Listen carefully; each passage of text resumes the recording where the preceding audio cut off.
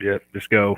Send it. Ladies and gentlemen, introducing the roundtable hosted by your one and only Bitten Burge, bringing Yeah. in Tim Tao, Chris Napier, Honestly, and Levi Burdick.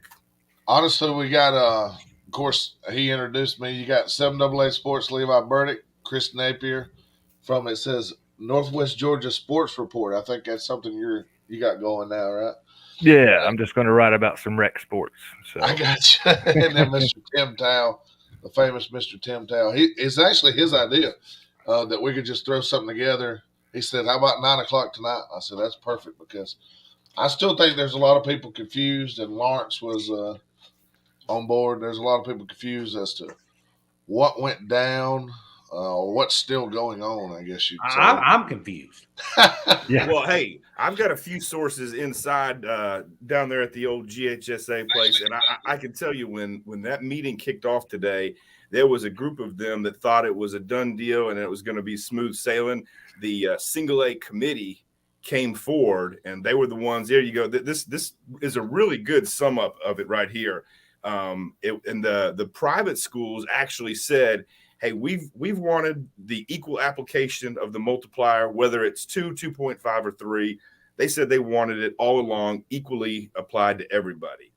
Other groups within the GHSA, and you see the one person who voted against it here was the secretary from 8A, which is the former Commerce AD, I believe, and they said, so some of the single A public schools did not want it. So some of the single A private said, hey, we're going to move out of here up to double A, and that's going to shake up the double A. So the single A publics kind of got a little bit rattled with what was going on there. And the bottom line was the president there said, hey, let's just take a step back, and instead of, kind of batting all this around, let's just apply it equally. They voted for option A, and they voted for option B, and they had a lot of issues with what was going to happen to region to single A if the private schools started leaving.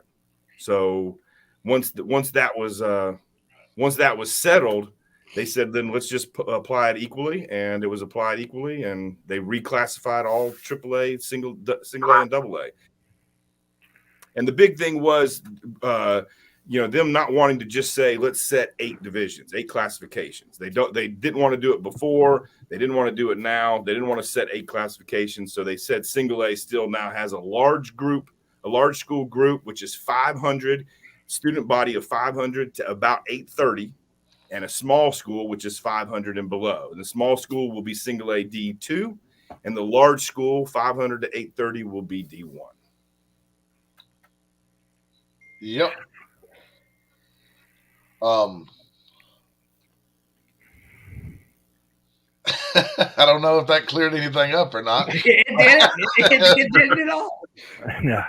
But before we even get into some of our schools in the area, I've heard multiple people with different ideas about what they should have done, or arguments for and against. Obviously, more against what they've done. I don't know.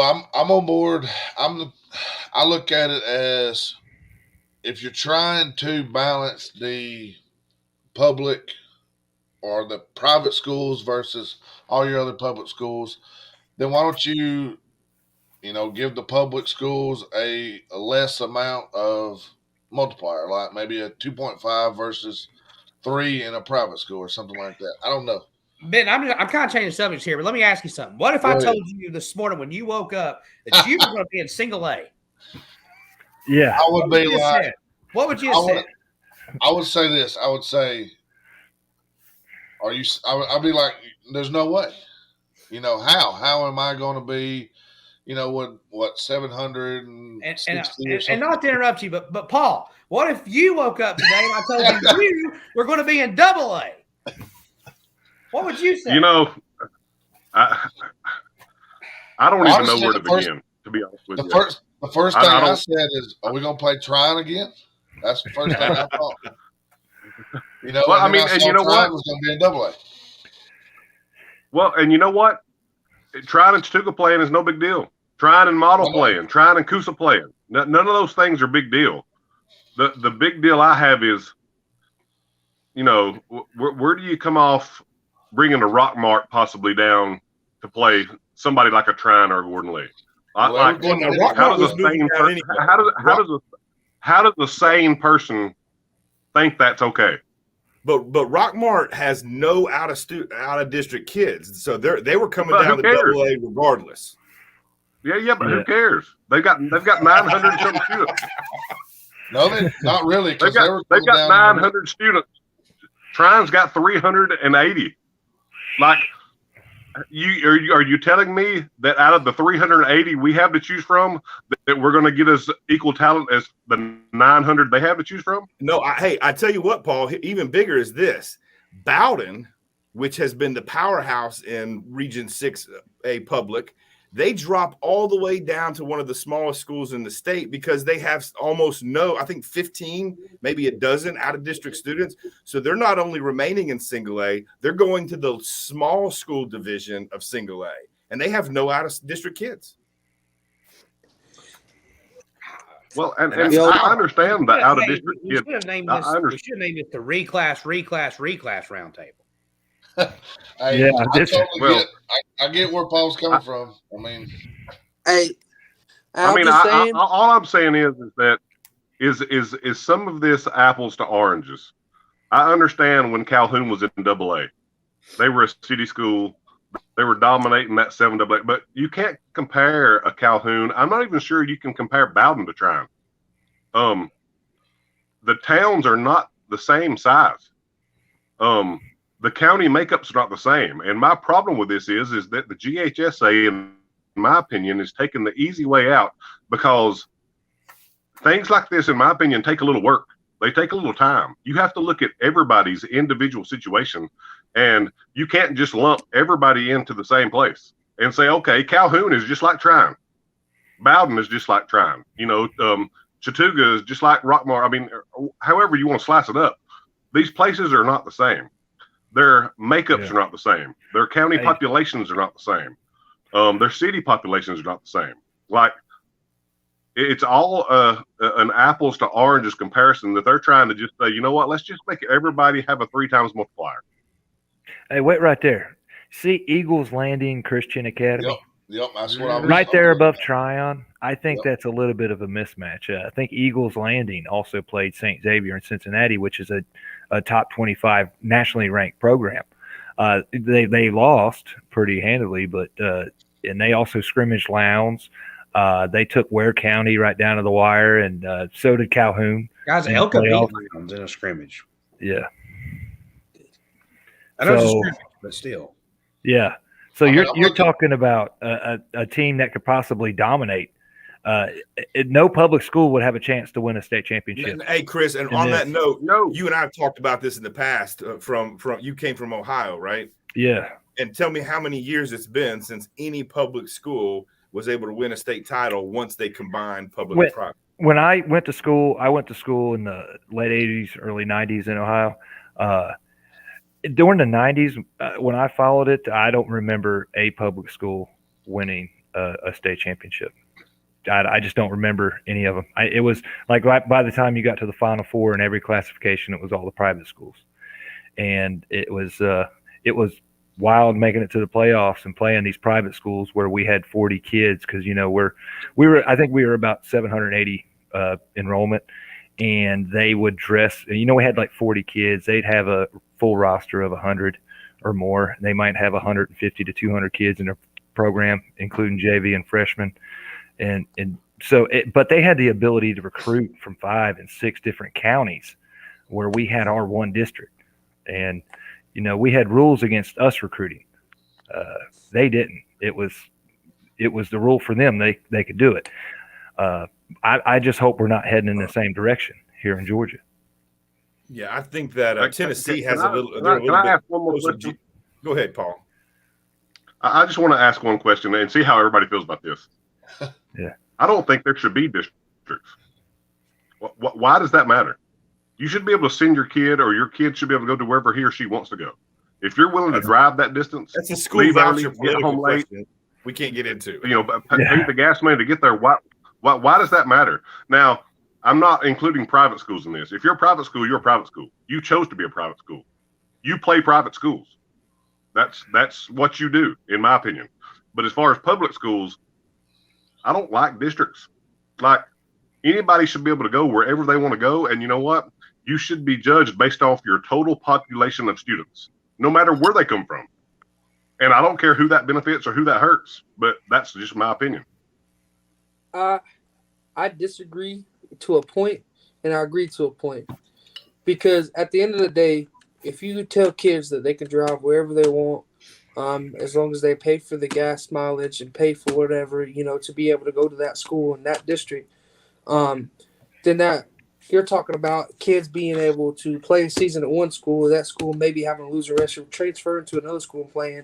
A kid could possibly play at 4 different high schools in 4 years, all because he doesn't like the makeup of the school or how good their football program is. Welcome to the world of college football now. Exactly. But I'd say that's the way the world's going. And that's why I said I partially agree with you also, because then also kids such as class single A and class double A kids that would never have the exposure because people quote unquote say they don't play anybody to be able to get noticed by college coaches, or they're not big enough to be noticed by college coaches, would have that opportunity as in college to play 2 or 3 years and then be able to so grad transfer to a school and play to get that bigger recognition. So like you say, I don't totally disagree with you, but as a teammate, as a player that I would hate to see, me having a starting quarterback and then him transfer not transfer, him go to a different school system all because we didn't have it all together that season. Well, hey, before we get too far off the cliff of what ifs, what we're dealing right now with in the state of Georgia, our sports teams are controlled by a non-state, non-state school board entity called the GHSA. And so we're bound by their rules right now, and we're bound by the districts that schools have. So knowing that we're bound by that, but so we want to look at this through the lens of this is kind of the confinement that we're stuck in. We have districts, and we have 8 different classifications. That's more classifications than any other state that I could find. Tim, I don't know if you were searching, or Chris. Tennessee actually has 9. Tennessee has 9, but they're small school. Yeah, you're right. Yeah, their private schools have 2 divisions. They have D2 and D1 for privates, but they do their privates really well. Tennessee is a good example of how to effectively do private schools. How many private schools does Tennessee have versus Georgia? Does anybody know that? How many private schools are in Georgia? Probably not nearly as much, but the blueprint, what they do is good. It's very good. Yeah. It really I is. agree. I've been to their state playoffs in multiple sports, and it's the parity amongst those private schools can be vastly different. But the upper echelon of those, they're allowed. They say private schools do whatever you want, no holds barred. You want to recruit, you want to offer athletic scholarships, no holds bars, go at it, and it creates some of the nation's more powerful high school sport divisions over there. Macaulay and Knox Catholic, and you're right. Schools like that. Yeah, and you're also right, Levi. I mean, and everybody. I mean, it's not just Knox Catholic. I mean, what they do, it seems to me like, is that it's not all geared towards one sport, because you see these schools closer to our area. Macaulay, Baylor. They may be good in all sports, but they seem to excel in 1 or 2 sports or another. When you tour those schools, the state championship banners they hang up are from golf to the row team, to the lacrosse team, to the dive team, to the swim team. Hey, scroll back down, Ben. Sorry to interrupt. Scroll back down to 2A. You'll see something very interesting there at the top. All right, a little bit more. All right. See Carver, Atlanta, and scroll up a little bit, and you will see Appling County. Yep. Now, just a couple weeks ago in the reclassification and the realignments, these 2 were AAA schools. They're now in 2A. Uh, uh, Carver Atlanta comes out of Region 5 AAA. Appling I County was going to ask out you of why Region. they didn't have the arrows showing that they were dropping down. They should have. They should have, Mhm. because Appling is in the state playoffs right now in AAA. So they're in the Final Four, if I'm not mistaken. So Appling comes from Region 3, which has There you go. 5 teams. Now they're left with 4. Uh, Carver comes from Region 5. They had 6 teams. Now they're left with 5. So this will not just touch single A and double A. This is also going to touch triple A. There's realignment. So I guess it's going to be a Region while. 6 and Region 8 in AAA are going to be scrambling, like we were saying. They're going to be scrambling to find teams and to find matchups. And maybe Region 8 Double A too. And definitely if it even exists. And I don't even that just makes me mad even talking about it. Well, and Tim, Hey. for the sake of playoffs, they're going to keep 8 regions. So GHSA is going to keep 8 regions just for the sake of making a successful playoff bracket. Making some money. But And who's going to be where? It's going to be the question. Okay, so that puts us at our next point. Because the GHSA is legally on a legal front, they're digging in their heels and preparing not just for appeals, they're preparing for appeals on the legal front, whereas schools are going to be filing lawsuits when their appeals are denied. So they're preparing for that, and they don't want one school to set a precedent where there's a pathway to overturning the GHSA. So GHSA right now, they're closing all the back doors to stop that. And that means that this may be very well carved in stone, and the bigger fight may lead towards the region alignment meeting rather than the classification. Yeah, and that's a great point. And I'm just, we all talked in this group chat earlier. I just have a hard time seeing, and some of these guys may disagree, and that's fine. We can all agree, disagree, and still be friends and still chat football like we all have. But I just have a hard time. Because the GHSA was very true, and they honored the if you appealed up or you appealed down, they honored that in this.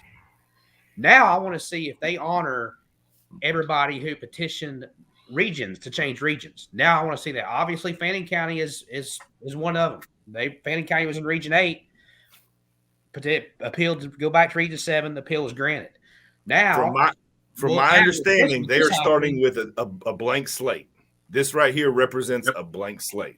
Yeah, that's the way I understand it too, and that comes from a source who I'm not going to name, but he is pretty heavily involved. Yeah, and according to him, from everyone this is a blank slate, and previous region alignments no longer exist because this is an entire new classification set. Yes, and that's their legal. From what I was told.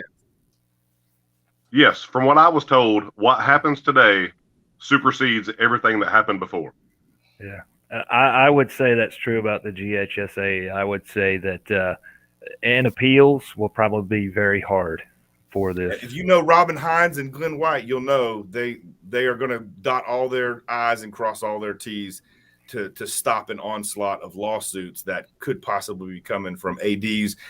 Tim, we're pulling up the map now. Thanks, Benton. Tim, you were mentioning the distance that Fannin's going to have to travel, whether they're in Region 8 AA or whether they're in Region 7 AA.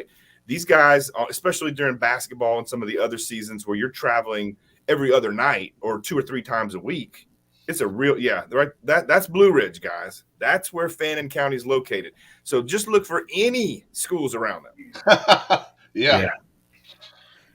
Gilmer and Pickens and Union County. That's it. Banks isn't too far. How far is Banks? Banks is down there in Homer. So it's a long ways down there. Go to southeast. Keep going. Homer. I think that's Homer. Homer's below that. Yeah, that's Commerce. So this is Banks here, I'm sure. Yeah, Homer's in between them. Where the Commerce is, that's East Jackson. Yep. In Banks County. Yeah. Where the right above north of Gainesville right there is, I think that is Riverside Military in the original 8AA. So that being said, for whoever lands in Region 7 AA this coming year, and I have a strong feeling that obviously Floyd County is going to become the anchor county for Region 7 AA, and that will be Model, Gordon Central over in Gordon County, and Model and Pepperell. So those three teams will remain in Region 7 AA, and they're going to pull in Darlington, which is also right there in Floyd County. Yeah.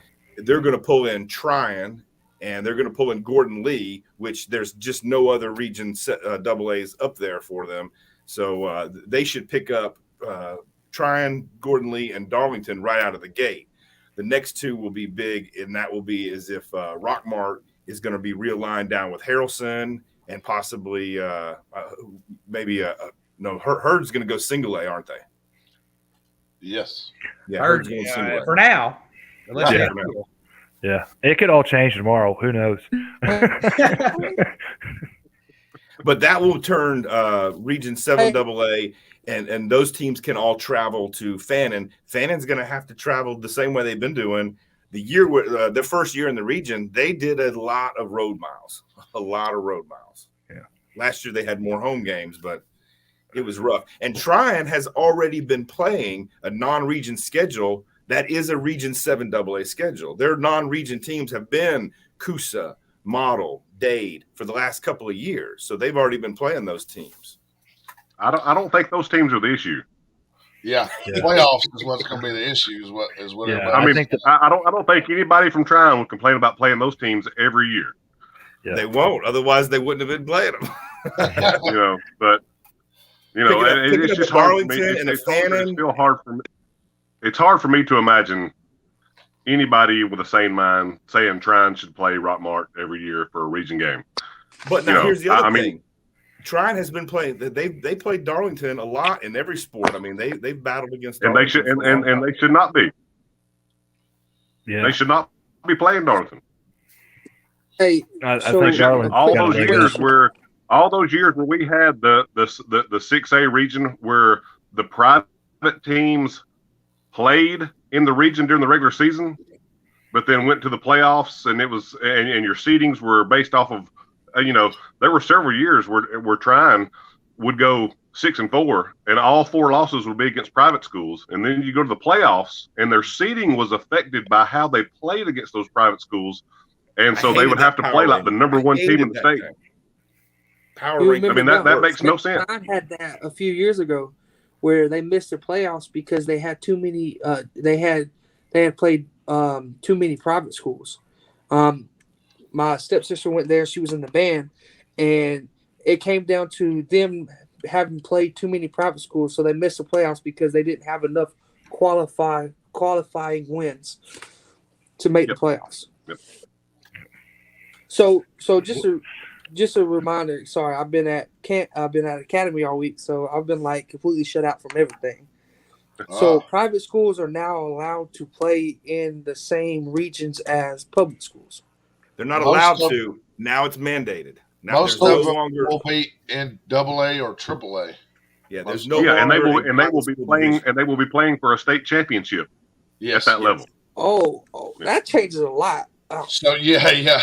Yeah. So let me. So can you picture single A next year the state champion will be Prince Avenue Christian, the AA champion will be Eagles Christian Landing, Eagles Landing. yeah. and Eagles Landing. yeah. AAA, I don't know. Let's take a look at AAA. Who's all your private schools there that can recruit? If you look at these numbers down here, you have Mount Vernon. Mount Wesleyan. Vernon, I'll tell you who Wesleyan. it'll be. Wesleyan. Yeah, Wesleyan's pretty good. Wesleyan. Yep. Wesleyan's stout. That gives such an unfair advantage. And that's speaking from a player, and I know how the private schools, and I'm good friends with people at Darlington. I'm good friends with people, at other private schools. But that just gives such an unfair advantage to kids like at Tryon, at Harrelson County, as y'all was talking about earlier before I was able to get in. That just gives, to me, that gives an unfair advantage to kids in public schools that have to go to a certain school district, as we was talking about earlier, to be able to play and show off their talents. And then you got a school that can be like, hey, we'll pay all you need to come here, and you come play with us and let's win a state championship. I just don't see where And they the can do it. GHSA They can do it from Having- large areas.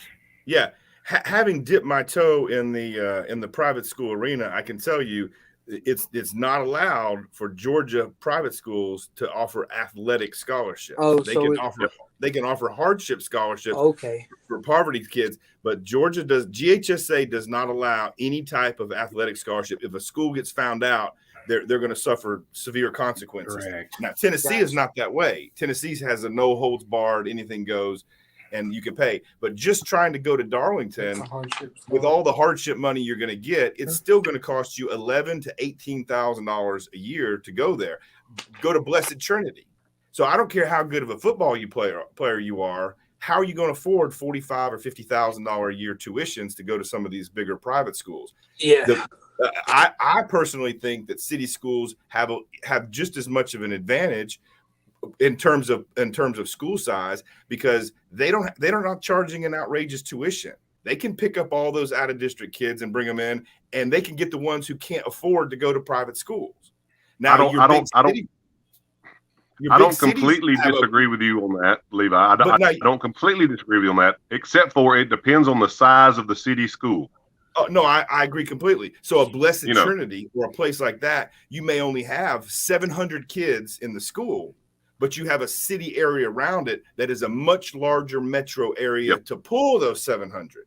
Now, a Tryon, you're only going to pull your 380 from Chattooga County, Walker County, maybe some from Dade County. You're pulling from a much more rural area, and I get that. That's a different situation. But I also think that the money part of private schools is a disadvantage in Georgia. Now you are getting the wealthy kids or the really impoverished super stud athletes that you can give a hardship scholarship to. So, it's a toss of a coin, but it is what it is. And the green light has now been passed 15-1. The next 2 years at least, private schools will be playing in the public school divisions. Yeah. Now that you kind of, I'd like to say this as well, though. Like, what you're talking about is very true, but let's look at it from a perspective of this as well. We dipped our toes in that water as well with our son and with Cole looking at Darlington, and I've got nothing against private schools. I pull for Darlington. I was pulling for them last week. I pull for all the schools in this area, but let's look at it from perspective of it is a little bit different. I know the private schools, you have to pay or get a hardship. I know the public schools, that's not the case. But I still think it's about the area and the prestige of your school, because if you look at the athletic achievements of Darlington over the last 25, 30 years versus the athletic achievements of a Tryon or a Gordon Lee, I think Darlington is head and shoulders above them. And Darlington has boarding students. So you can pull in international and out-of-state students and give them a place to live. Now, the difference with that is those students are no longer out-of-district students. Those students live there and are in your region, in your district. So you can, and that's definitely a truth. And that's the trick that teams like Calhoun have learned. They want to keep their out-of-district low, so they just provide a place to live. Once you live there, you're no longer out-of-district. Yep. But is that something that the GHSA has taken into consideration here? No, it's totally legal. Like I said, in my opinion, this whole situation is the GHSA taking the easy way out. Damn thing, I don't know what the hell he's doing. Hey, I gotta hop off. I got a test at 5 a.m. in the morning. Oh For boy! the academy. Appreciate y'all having me on. But like I was saying, now that you kind of more in depthly talked about, the situation with like not being able to offer scholarships and stuff, that makes way more sense than, because, from my perspective, I thought they were allowed to offer them scholarships. So for me, I was like, that just gives them disadvantage, because they can be like, hey, you're a good player on that team. Let me give you some money. You come play for us. Hey, tell Hancock there. I agree. Those boarding students aren't playing sports. I don't disagree with that, but that it changes your ratio, your percentage of kids who are out of district. So where does everybody think realignment's going after we saw what happened today? I think that the legal battles that happen in the next 6 days, the legal to and fro, are going to determine how difficult the region alignment meeting is. And you guys were talking about grabbing some drinks and heading down to the appeals meetings. Let me tell you, the one that you want to sell tickets to is this region alignment meeting. That's going to be worth the ticket admission. Yeah. Chris, do you think North Murray will petition to play down? I don't know what's going to happen, but they're close. I mean, look how close they are. Yeah, that's why I was looking. And Murray, I mean. Yeah. So, I mean, Vidalia, who just got bumped up to AAA from AA, could probably petition. Now you put one of those. Put North Murray or both into AA. Now you got something. Now you got a big region there for 7 AA. Yeah, but that would. But where does Fannin go? That's what I'm saying. I'm telling Those you. two could pull. That's it. I'm telling you guys, don't rule out Union County and Fannin coming to 7 AA. And the reason why I say that is there are places where Banks County and East Jackson could go too. East Jackson especially. No, I agree. I'm saying North Murray and Murray, they're going to be, with Dade County coming all the way to single A, they're going to need a home. So Dade, Union, I didn't even notice Dade. Fannin. Yeah, Dade's in single A? Oh, Dade's going all the way to single A with Chattooga and Coosa. Yeah, I'll go down to single A. Here's your single A. So you got Coosa, Herd, Chattooga, or oh Murchie. man, Rabin. Yes, Rabin, And Dade. And Rabin's going to be the Prince killer. Avenue Christian right there in the middle of them. So Yep. Yeah, and there's your Right state there. champ. there's your state champ. There's your state champ right there. I mean, Yep. before the season starts, it's basically a done deal. I just don't know if you're handing them a state championship though. I don't know. I'm telling you, With 289 kids in the school, 289. I've watched them play. I don't know. Raven, Now, am I saying that Coosa or I think Chattooga Ravens playing will with be down here eventually, guys. What a run they've went on with Gunner, but No, I agree completely. I don't think they're going to be as good as they were. They're going to be good. I just don't think Yeah. they're going to be as good as they were. Have you guys all let been to me Ravens ask you guys Stadium? all a question. Yeah. All right. Okay. Yeah, we're good. Go ahead.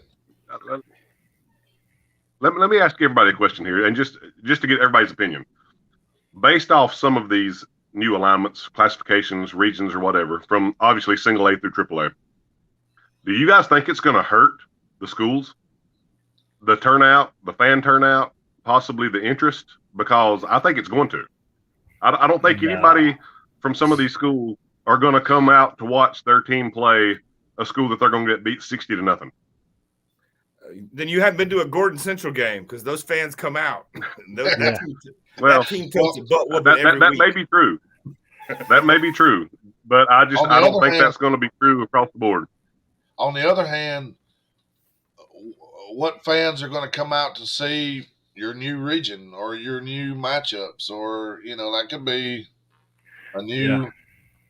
Yeah, I think that people going out to see a Pepperell versus Darlington region rivalry kicking up, those two schools are in each other's backyard. I mean, that's a rivalry waiting to happen.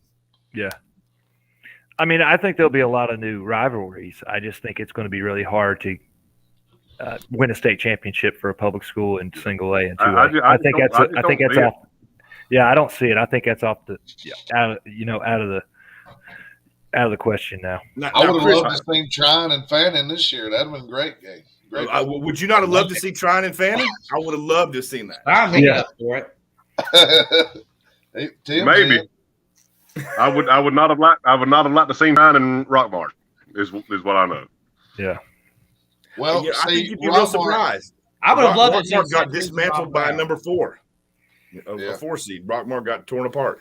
I think you'd be surprised. But just the same, Chattooga has played that game year in and year out when Rockmart was in the Oh, yeah. same region, and everybody there was saying the same thing. How are we possibly in the same region with this team? Yeah, and I said the same thing. I didn't think they should have been in the same region. I don't think they should be in the same region again. I don't understand it. I don't think Calhoun should have been in 7AA for all those years, and I don't know if the multiplier had something to do with that, or this. The multiplier didn't exist back then, Paul. Yeah, they just had that. That's what I'm saying. Yeah, the multiplier is what bumped but, them up 3 classifications, and Buford too. Yeah, Buford's in that same boat. Yeah, but that's my point to this is that I don't think people want to come out and see dominant teams versus teams that have no chance. And that's where I think a little bit of extra thought could go into this whole process, in the fact that nobody wants to see Rockmart play Trine. I just don't see that happening. I don't think the Trine people want to see it. I don't think the Rockmart people want to see it. And I don't think anybody in between wants to see it. I think for all those years when Calhoun was in 7AA, nobody really wanted to see Calhoun play any of those 7AA teams or vice versa. And 15 so years of not even losing a single game in the exactly. And that, yes. And that's my point here. Like you guys were talking earlier about some teams that are playing in the AAA or Quad A semifinals this week, dropping down a class. I understand there are numbers that need to be looked at, but if you're looking at a team that dominates in a certain classification, what business do they have dropping down to a lower classification?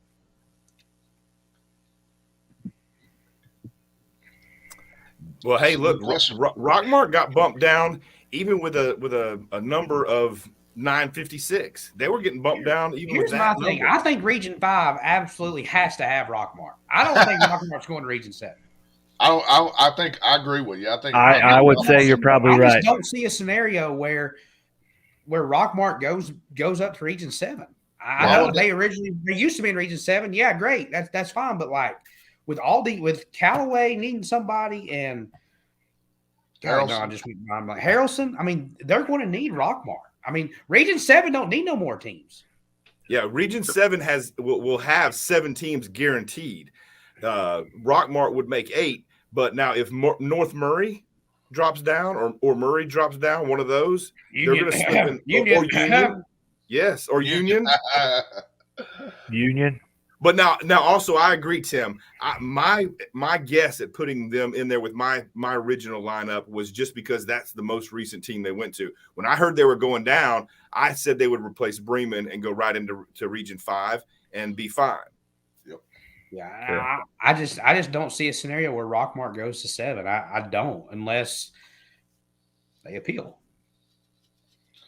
I find it hard to believe that there's going to be a lot of appeals approved. I don't think they're going to go for any appeals.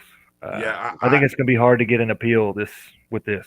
They're really worried about somebody setting a precedent, filing a lawsuit. So if they allow one appeal and don't allow another, then they're going to have to fine tooth hash out why you got the appeal here, why everybody get the Amber Alert. Yeah. So I think they're going to have to get lawyers involved and a court involved as to why this appeal was granted and this appeal wasn't. So from my understanding, that is the fear that they're facing right now. It's a whole new scenario, a whole new blank slate that they're dealing with, and the worry is setting a precedent will open the door for lawsuits. And Chris and Tim were both talking about this too.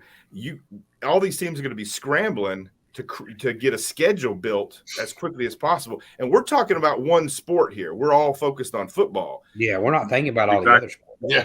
Basketball, exactly. baseball, softball, wrestling, volleyball, tennis, all these other sports are going to be rushing to find opponents and to fill schedules. And it's going to be a madhouse for the rest of the year for every AD in AAA and below. And I would say with football, a lot of next season's groundwork for laying out the schedule, getting everything finalized, is already started. And so when all this came along, it can all be washed away. Yeah, it's all on hold. So all the work that the ADs did and the coaches did, all that's on hold, and we're just waiting. And so we've got to wait for another round of appeals, then we got to wait for another release of reclassification, and I can guarantee you, after these appeals are heard within 24 hours, they're going to release the reclassification because I can tell you it's probably already done. The Yes. realignment plan is probably already done. Last time they had it done within what, a day and a half, they had it out. Probably less than that. And from what I understand, it was done in less than 12 hours. They just took the rest of the time figuring out how they were going to release it, polishing up. It was done in 12 hours. Yeah, I would say that plan's being put into place now, and as soon as they hear appeals, they'll release the new realignment, and that will be it. They'll be, that's it, set in stone. Now you go make your schedule. I don't know. And GHSA has committees for that. They have a committee for single A, a committee for double A. They have committees for realignment for each region. They have secretaries from each region. And all of those people are talking on the phone. Those ADs are all. And when they came up with this list right here, those phone calls were being made simultaneous. The moment that vote went 15-1, those phones started burning up. I bet their phones haven't stopped ringing tonight. They probably already Mine hasn't in the mailbox. No, it's. Oh yeah, mine's blowing up too. I just, the other day I was kind of anxious, waiting to see what any decisions were going to be made after this latest realignment, and now I know this is going to be a long, drawn out process, so I'll hang out and just wait. Listen, we all feel right now. We all feel about half of what you felt last week. Yeah. And I can say this: we're all welcome to the club. Everybody's floored by it. The people at GHSA, especially those guys in the single A committee who kind of have been meeting and talking and discussing, I think they may have seen this coming, but I don't think anybody saw a complete reclassification of AAA. No. I don't think anybody saw it. Because this touched just the single A private and public merger actually touched 2A and 3A. It's affected everything. So everything that's been said and done before is kind of up in the air now. Yeah. So and I don't think anybody outside of, as Levi said, some of those people inside the GHSA saw this coming. The folks I've talked to tonight inside a couple of different programs, nobody saw this coming. I mean, they already had pretty much their schedules locked in or almost locked in, at least for football, and maybe region schedules for other sports locked in for next year. Yeah. Well, I've been reaching out to the ADs that I have a relationship with, and across the board, the sentiment was their feeling is that the GHSA is not going to hear or lean kindly toward appeals, and that they're going to go over them with a fine-tooth comb. So if you have a reason to appeal, it better be a very clear-cut, hardcore reason for the appeal, or you're just kind of pissing in the wind there, so to speak. So in the bottom quote unquote division, Division 2 and single A, is there any local schools that will be in there besides the obvious one we talked about earlier, Bowden and Christian Heritage? I'm looking. No, Manchester's not really local. Manchester's a stud school though. Let me ask Wilcox you County just beat Tryon. They're in there. Do what? Not to interrupt here, but do you think Christian Heritage would appeal to play up? I think they have a very good chance right there. With those, I mean, it's 70 schools, but the asterisk next to each one of them indicates a non-football school. There's if I'm a ton. not mistaken. Yeah. So the 70 is very misleading. It's actually closer to 52, which is what the D1 is that 50 or 52. So they want to keep them all in that 50-something range. Every classification, they want to be around that. So let's talk about Christian Heritage right now. Who is even close to being nearby them right there? Pull up the map. Just go ahead for the school and buy a bus, I wouldn't even pull it motor up. coach. You don't need to pull it up. Yeah. I mean, there ain't nobody nearby. Yeah. So I mean, you're going to have, as far as region goes for Christian Heritage, I have no idea, but you're going to be involved in a lot of travel. I guarantee you they appeal if there's a chance. If they let them appeal, I guarantee you they'd appeal. And you know which region they put them in, guys? Yep. We got a pretty good idea, don't we? I can give you one guess. Well, no, they don't have to go to 2A. They could go to Division 1. Which Yeah, would and put I'll tell you them. what, I'm taking some Benadryl and I'm going to bed. They could appeal to play. They could appeal to play in Division 1, and you And might it would be Region 6A with Armurchie and We'll see you, Tim. play in that You region. guys take care. I'm taking some Benadryl and I'm going to bed. Go, we'll see All you, right, Tim. we'll see you, Tim. go Fan Rebels. See you, Tim. Yeah, I think Mount Zion could be Mount Zion and Herd and Temple will be the ones that they're going to try to shuffle around down there. Herd, Temple, and Mount Zion. I just find it weird seeing Armurchie in Coosa there next to Prince Avenue. I think that's there's also some other schools in there. I think it's a total mismatch. Especially for Armurchie in their resurgence. I mean, they're them coming off of a 4-win or 5-win season. The best. They've won more games this year than they have in the past 6-7 years combined. Yeah. I'm just going to do some hypotheticals here. I'm going to flip over to Cal Preps. Do a little quick hypothetical between Prince Avenue and some of these teams that might have to play them. Yeah, you don't even have to look at Armurchie. They would do the same thing to Coosa, the same thing to Chattooga. I mean, Prince Avenue has 5-star players on their team. 5 stars. Yeah. I would argue that they might do the same thing to Fannin or, some of these other teams. You can guarantee it. Yeah, I mean, it's not just the Coosas. I mean, and that's where my problem comes in, is that it seems to me that in some of these instances, the little guy is getting overlooked. And to me, some of it feels like that it hurts small town, single A, double A high school football in some of these really small towns where every now and again you have a 10-2 team like Trine that makes the second round, or last year Gordon Lee 10-2 makes the second round. But that's only the case every few years. And it seems to me like it hurts these really small high school towns, and you're making their road much more difficult. So I will accept Chattooga to be the guinea pig in this situation, and a Cal Preps prediction of 52-7. I think that's generous. For those people who don't know, who are watching, Prince Avenue Christian is located where? Right outside of Clark County, where University of Georgia territory. You've got a population named after Prince Avenue in Athens. Yeah, exactly. And I believe some of the kids who go there might be the governor's kids. Maybe I think that it's. Well, I know that the head coach. I mean, didn't his son just go to Georgia last year as quarterback? Yep. Yes, Brock Vandergraff. Yeah, Vandergriff is the head coach there. And speaking of those small schools, Rabin and Prince Avenue Christian, both with 5-star QBs, will be down in the D1 single A division, and they're both sending off 5-star QBs to Georgia. They played each other this past year, did they not? Mm-hmm. Yep. Yeah. On ESPN.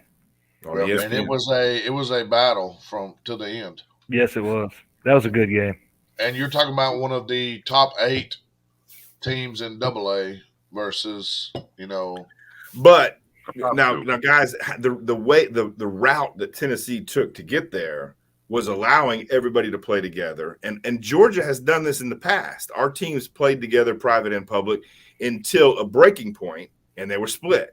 Now the people in office have forgotten those days and have with muddy waters, they've gone back to combining them, and it will take that pendulum swinging the other way and some serious domination by these. And every public school that beats a private school, they're going to be like, see, there's why it's fine.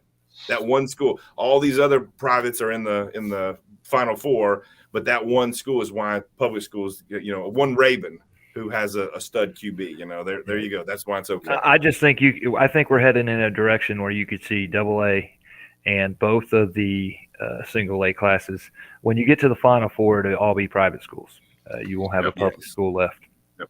I think the only way to fix it is to if you're going to do a multiplier, you have to add more multiplier to private school. Well, now there was a suggestion, Benton, when the multipliers first were discussed, there was a progressive scale like taxes, and it was going to be 50%, if you had if you had 25% of your school was out of district, you were going to get the 2. If you had 50%, you were to get the 2.5, and if you had that would have in Paul's case that would have murdered Trine. I mean, that would have made it probably even worse. Yeah, because Trine is up there in that 75% range. Yeah, but I also look at it like this. Why can't the multiplier be divided by maybe how many people live in your city limits? Yeah. I mean, if you live in a town the size of Trine or Chickamauga, like I said earlier, if they only had kids from inside the district, they would have no athletic teams, and they may not have a school. Yeah. I mean, I agree with you. It's a absolutely total different situation, and that comes back to another thing. If a school is of a certain size in terms of being small, if a city is that small that they can't fund a school, then it's very possible they get absorbed by another school system because they're simply not large enough to fund a school system. What if Trine appeals and goes to Gordon Lee is in that case. Gordon Lee is tiny, but Gordon Lee charges. And under this scenario, I threw out to somebody earlier tonight that I was talking to. Trine and Gordon Lee, under this scenario, would be better off joining the Chattooga and Walker County school systems. Athletically speaking, absolutely. Academically speaking, those two schools are consistently in the top 10 in the state academically, and that's why they were created. It wasn't for sports. They were created to weed out. That's my take. Is to where you could pare down and you're hand picking 3 out of every 4 kids. So wait a minute. I'm not sure they were created for that reason, but I do think that is a little bit of what's involved now as time has gone on. Well, I think academic excellence within city schools has always been something that they could control by a smaller school district area, a smaller footprint, and then allowing in outside students as they warranted, as they earned it. Yep. I got a question. But like I said earlier, you've got to let outside students in if you don't have enough students inside your district to even possibly even have a school. Somebody asked me earlier, where is the Trine district? Like, what is the parameters? Because here's the deal. It's not the city limits. It is not the city limits. Oh, I don't know. Because there are definitely people with a city zip code and city address that are not in the actual school district. And if you try to look up a district map, it's very hard to find one. That's what I was trying to look at. I know 25 years ago when I went to Trine, I didn't live inside the city limits, and we had to reapply every year and had to pay a fine, or not a fine, but pay a fee to do that reapplication. Mm-hmm. And it was just because we didn't live inside the city limits. And Trine's is up to like $200 a year, where Gordon Lee's is up to like $800. Hey, you guys see that Thompson team right there? Oh my goodness, Thompson! Yep. Oh. Thompson was who put Ringgold out of the playoffs in the second round, and they've dropped from 3A.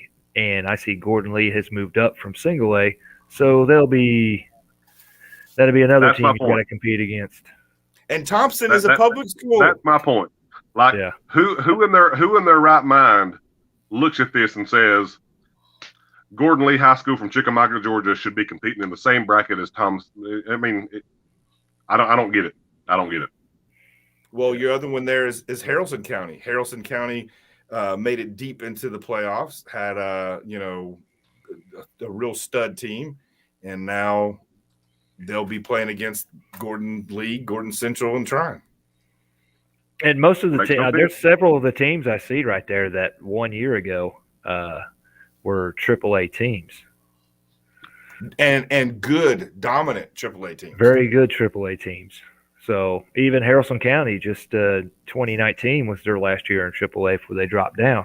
Mm-hmm. So let's look at the top of AAA. Did all the schools that they put in from moving down into AAA, those were the schools that were from the previous reclass, right? Yes, and you look at those with 1,300 students. Ridgeland, almost 1,300 students. Well, Ridgeland, I think they won a special appeal. But is They that did. appeal also out the window? Also, I mean, I don't know. I don't. The reason those appeals should stand is because they were appeals out of the 4A group. So Yeah. those appeals should stand. That being said, Sonoraville is no longer AAA. I think they might be in a better spot. This is getting tough. Yeah, 6 AAA and 8 AAA are going to be very interesting. Yeah. So I don't know anymore. I was kind of anxious and waiting on hearing what how it was going to work out, but I'm just kind of going to be patient with it. I just whatever goes now.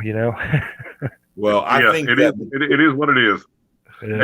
And back to I was what going you to guys say were saying earlier too. between Ringgold, Gilmer, Adairsville, Cahulla Creek, Lafayette, North Murray, Murray. I mean, the LFO, Ridgeland, LFO, Bremen. Ridgeland.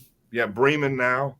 Yeah, that's crazy. So I almost feel like Murray and North Murray, they would gladly allow them to leave just to thin that out. Who knows? I mean, they're right on the line. I mean, they think they could. Can you see this map here? I don't know if you can see this map or not.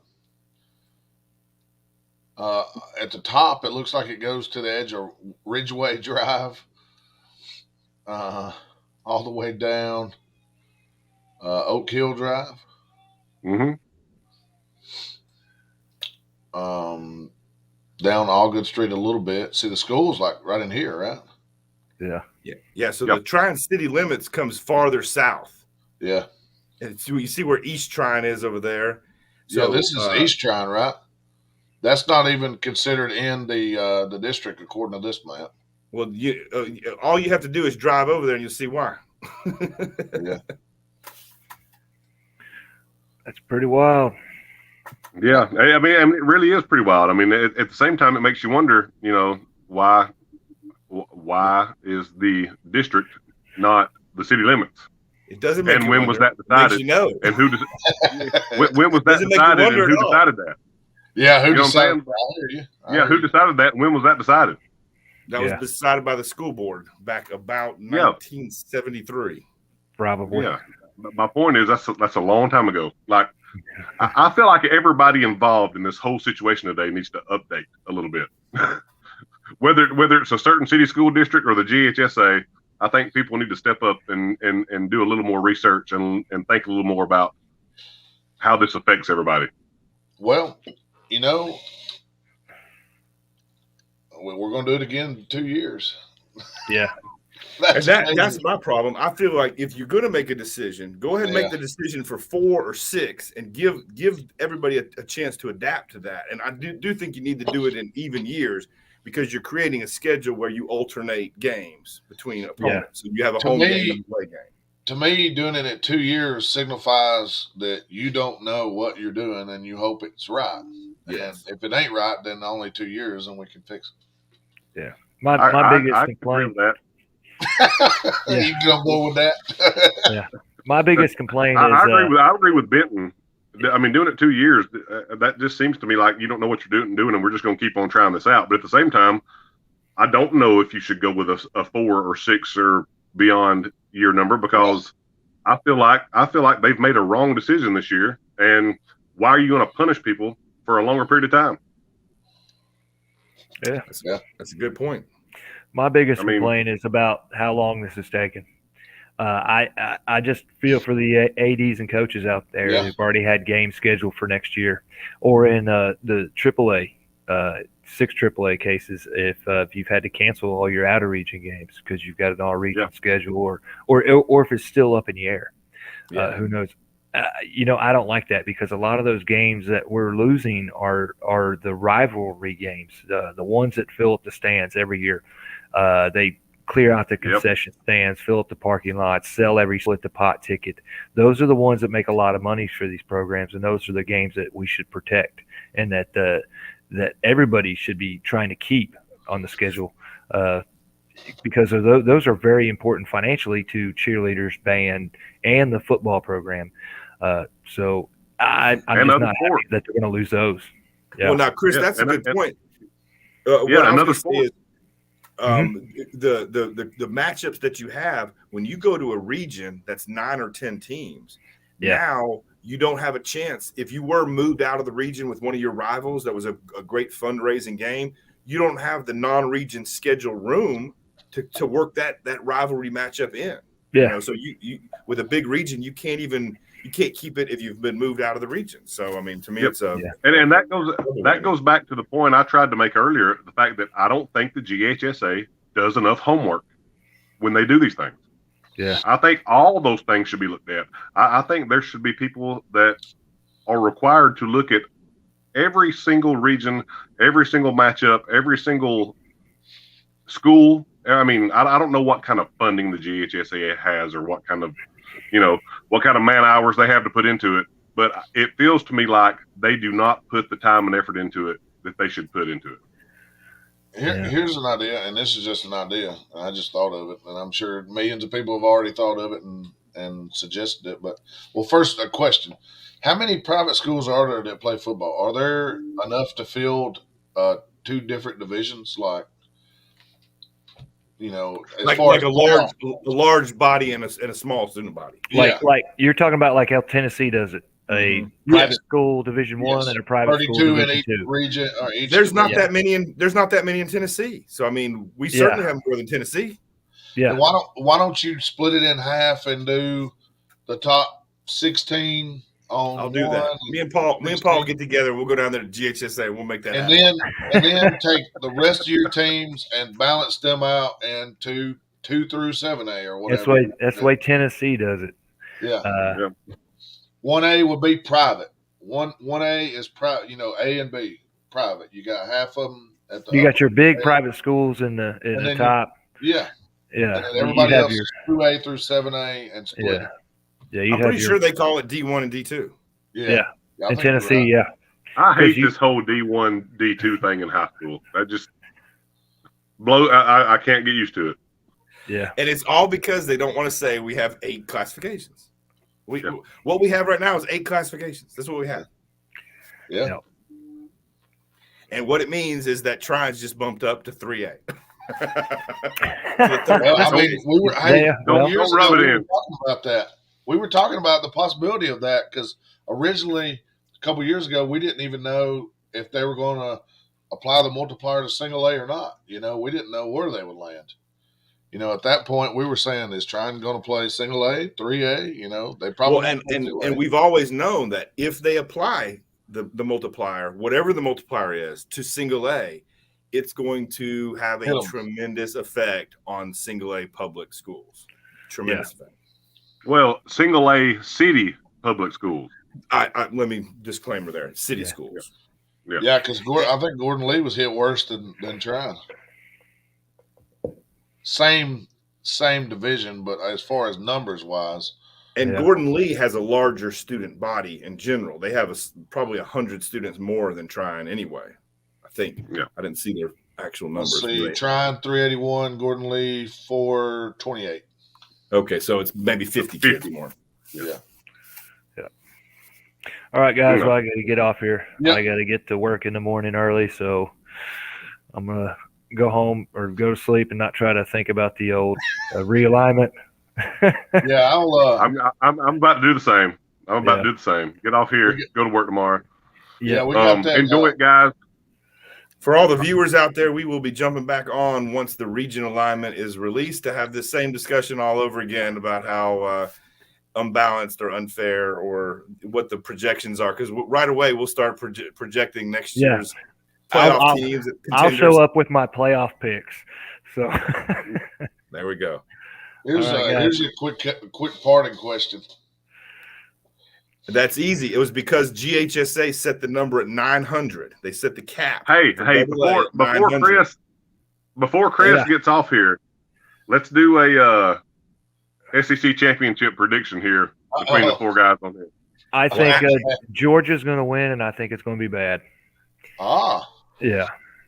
I'm an Alabama fan, and I'm picking, let's say 30-7 Georgia.